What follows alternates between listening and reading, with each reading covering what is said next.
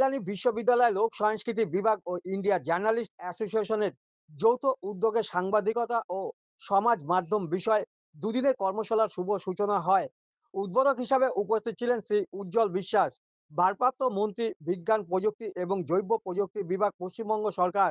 এছাড়াও বক্তা ও অতিথি হিসাবে উপস্থিত ছিলেন বিশিষ্ট শিক্ষাবিদ, সাংবাদিক, আইনজীবীরা।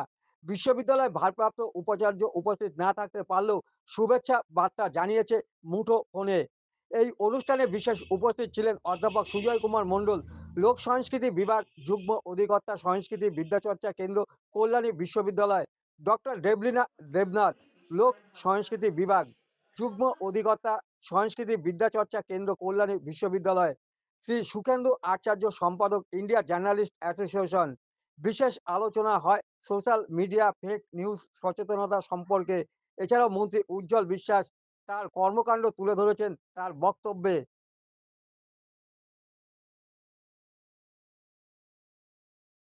কারণ এটা তো খুঁজে বার করে নেবে যে আজকে কিসের জন্য এসেছি। এটা আজকে আপনাদের জন্য এসেছি। অ্যাসেম্বলির আপনি একজন সদস্য, সেটা নিয়ে কি বলবেন? ৭৫ বছর পূর্ণ হচ্ছে আজকে। আমি তাড়াতাড়ি করছি যে এটা নিয়ে আজকে আমাদের বিধানসভায় গেলে আলোচনা চলবে।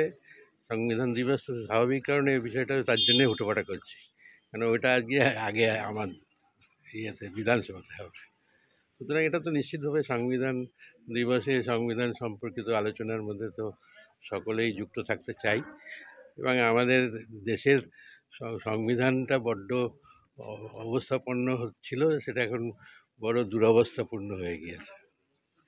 সিক্সার মেরেছে আমাদের তাহলে এই দলের তরফ থেকে। এরপরে সামনে আর কি সম্পূর্ণভাবে উইন ওভার করবে, সামনে নির্বাচন আছে, সেটার জন্যে আগাম মানুষের কাছে প্রমাণ করে দিয়েছে যে এই পশ্চিমবাংলা সবারই থেকে এগিয়ে। বিশ্ববিদ্যালয়ের তরফ থেকে